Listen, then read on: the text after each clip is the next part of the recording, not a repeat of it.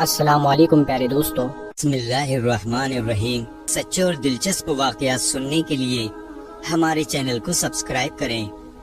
ایک ایسا نبی جس نے شیروں کے ساتھ زندگی گزاری تھی، اور جب انہیں آگ میں ڈالا گیا تو آگ نے ان کو معمولی سا بھی نقصان نہیں پہنچایا اور اس کو نہیں جلایا۔ آپ کو ہم اس ویڈیو میں ایک ایسا واقعہ بتائیں گے کہ جس کو سن کر انسان تعجب کرتا ہے، کیونکہ حضرت دانیال علیہ السلام کی زندگی اس پر بہت اثر کرتی ہے۔ حضرت دانیال علیہ السلام خدا کے بھیجے ہوئے نبی تھے۔ میلاد سے 2500 سال پہلے 5ویں قرن میں بیت المقدس کے شہر میں پیدا ہوئے۔ حضرت دانیال علیہ السلام اشراف زادوں میں سے تھے۔ دانیال کا مطلب یہ ہے کہ خداوند میرا قاضی ہے۔ جب حضرت دانیال علیہ السلام پیدا ہوئے تب ان کے والد اور والدہ کی خوشی اور ذوق زیادہ مدت تک نہ رہی، کیونکہ اس زمانے میں ملک میں ایک عجیب حالات پیش آتے ہیں۔ ایک روایت کی بنیاد پر اس زمانے میں مصر کے بادشاہ نے یہودا کے بادشاہ کے ساتھ جنگ کا اعلان کیا تھا، اور چونکہ حضرت دانیال علیہ السلام اشراف زادوں میں سے تھے اور ان کی جان کو خطرہ لاحق تھا، جس کی بنا پر اس کے والدین انہیں جنگل میں لے جا کر رہا کر دیتے ہیں۔ حضرت دانیال علیہ السلام کے جو صرف چند دن کے تھے، جنگل میں انہیں تنہا چھوڑ دیا جاتا ہے۔ حضرت دانیال علیہ السلام شیروں سے بھرے ہوئے جنگل میں خدا کی امان میں چھوڑ دیے جاتے ہیں، اور وہ چیز جس کا انتظار تھا وہ پیش آتی ہے۔ شیر بہت جلدی حضرت دانیال علیہ السلام کی موجودگی کا احساس کر لیتے ہیں اور اس کے اطراف میں جمع ہو جاتے ہیں، لیکن عجیب اتفاق پیش آتا ہے۔ وحشی شیر نومولود کو کوئی نقصان پہنچائے بغیر صرف اسے زبان لگاتے ہیں اور اس کی حفاظت کرتے ہیں۔ حضرت دانیال علیہ السلام اس جنگل میں شیروں کے ساتھ کتنا عرصہ رہے کسی کو دقیق معلوم نہیں ہے، لیکن ایک مدت کے بعد ایک چوپان کو حضرت دانیال علیہ السلام ملتے ہیں، اور وہ چوپان اسے اپنی اولاد کے طور پر قبول کر لیتا ہے اور اس کی پرورش کرتا ہے۔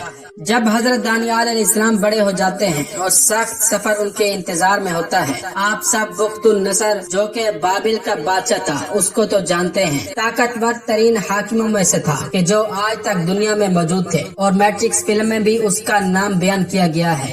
حضرت دانیال علیہ السلام جب نومولود تھے تو اسی وقت ہی ان کا سخت سفر شروع ہو جاتا ہے، اور یہاں سے داستان خوبصورت بنتی ہے کہ جب وہ اور بخت النصر کا قصہ شروع ہوتا ہے۔ کہا جاتا ہے کہ حضرت دانیال علیہ السلام نے 14 سال تک بیت المقدس میں زندگی گزاری، یہاں تک کہ بابل کا بادشاہ بخت النصر بیت المقدس پر حملہ کرتا ہے اور شہر کو آگ لگا دیتا ہے، اور شہر تقریباً ویران ہو جاتا ہے۔ وہ بوڑھے افراد جو اس حادثے سے بچ جاتے ہیں مصر کی جانب بھاگ جاتے ہیں۔ جوانوں کو قیدی بنا کر بابل لے جایا جاتا ہے۔ حضرت دانیال علیہ السلام بھی ان جوانوں کے ہمراہ ہوتے ہیں کہ جنہیں قیدی بنا کر بابل لایا جاتا ہے۔ حضرت دانیال علیہ السلام کے ساتھ حضرت عزرا بھی قیدی بنتے ہیں۔ بابل کے لوگوں نے ان جوانوں کو تکلیفیں دینا شروع کر دی کہ جنہیں بیت المقدس سے قیدی بنا کر لایا گیا تھا۔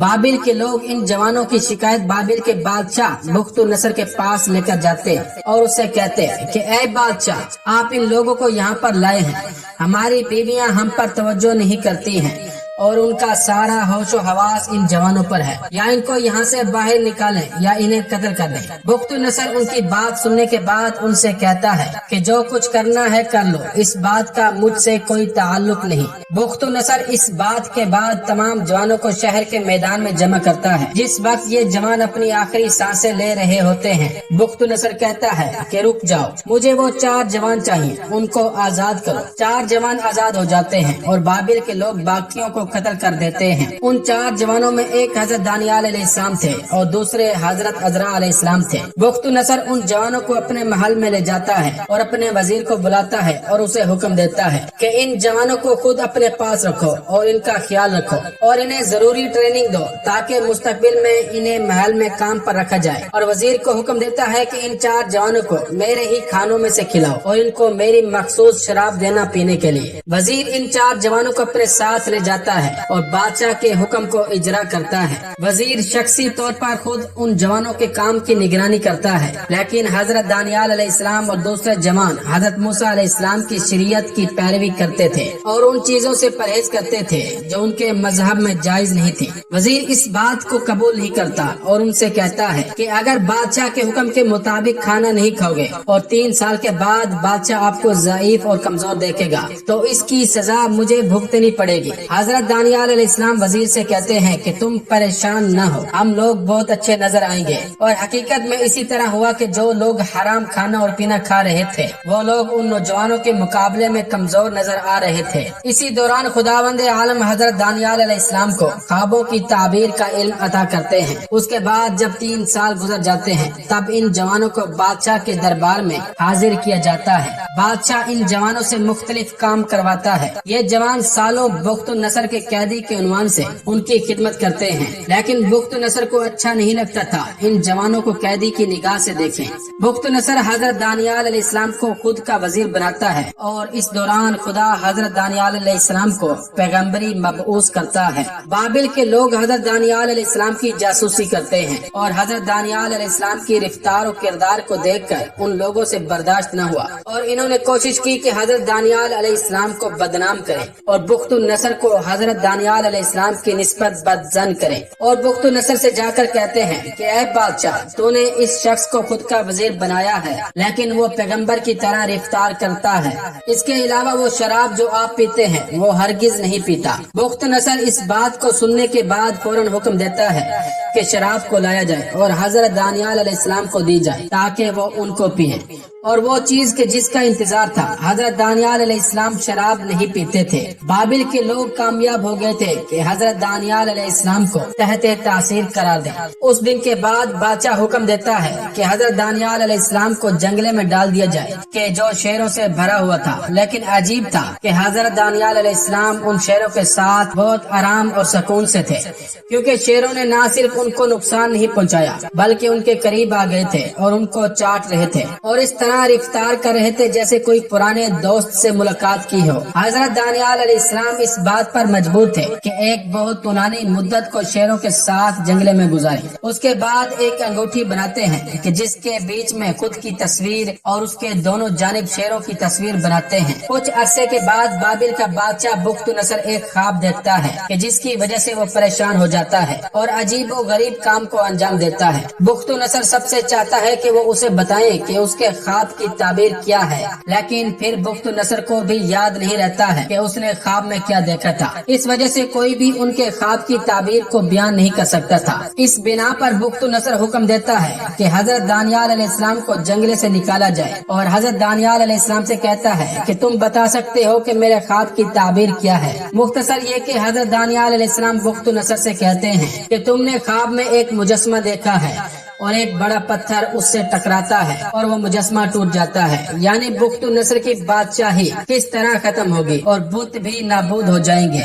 ये बात बयान करना जरूरी है कि आजकल के मुहक्किकों की नजर में इसकी ताबीर के जिसमें वो बड़ा पत्थर मुजस्मे से टकराता है और बड़े मुजस्मे को उसने नाबूद कर दिया। तौरात में हजरत दानियाल अलैहिस्सलाम की ताबीर के मुताबिक आखिरी पैगम्बर और बुतों के नाबूद होने की जानिब इशारा है। लिहाजा इस नजर से हजरत दानियाल अलैहिस्सलाम आखिरी पैगम्बर हजरत मोहम्मद सल्लल्लाहु अलैहि वसल्लम के ज़हूर की बशारत दे रहे हैं। जिस वक्त बुख्त नसर देखता है कि हजरत दानियाल अलैहिस्सलाम उनके ख्वाब को और उनकी ताबीर को बयान कर सकते हैं, हजरत दानियाल अलैहिस्सलाम को दोबारा महल में लेकर आते हैं और पहले से ज्यादा मोहब्बत आमेज रफ्तार करता है। लेकिन बाबिल के लोग हजरत दानियाल अलैहिस्सलाम का पीछा नहीं छोड़ते हैं और उन्होंने हजरत दानियाल अलैहिस्सलाम से निजात पाने के लिए हर बुरे तरीके को आजमाया। अगरचे इस बार बहुत सख्तियाँ बर्दाश्त की, लेकिन फिर भी बुख्त नसर को राजी कर लिया और बादशाह के हुक्म के मुताबिक एक बहुत बड़ा मुजस्मा बनाया गया। और उसके बाद बादशाह हजरत दानियाल अलैहिस्सलाम को हुक्म देता है कि इस बुत के सामने सजदा करो और इसकी परस्तिश करो और उनसे कहते हैं कि अगर इस काम को अंजाम नहीं दिया तो तुम्हें जलती हुई भट्टी में फेंक देंगे।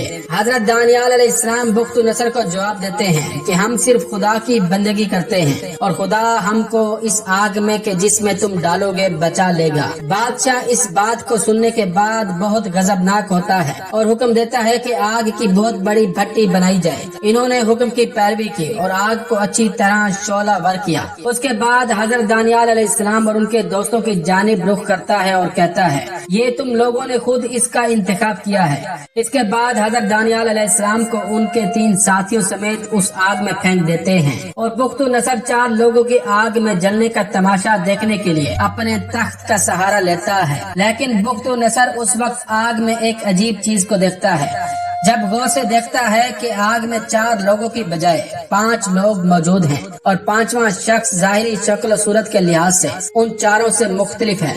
कुछ लम्हे गुजरते हैं लेकिन नजर नहीं आ रहा कि हजरत दानियाल अलैहिस्सलाम और उनके साथी जल रहे हों। बादशाह अपने सिपाहियों को हुक्म देता है कि इन लोगों को आग से बाहर निकाला जाए। हजरत दानियाल अलैहिस्सलाम और उनके 3 साथी आग से इस तरह बाहर आते हैं जैसे आग में थे ही नहीं। बुख्तनसर पूछता है कि मैंने तुम 4 लोगों को आग में डाला था, लेकिन आग में 5 लोग मौजूद थे। वो 5वां शख्स कौन था?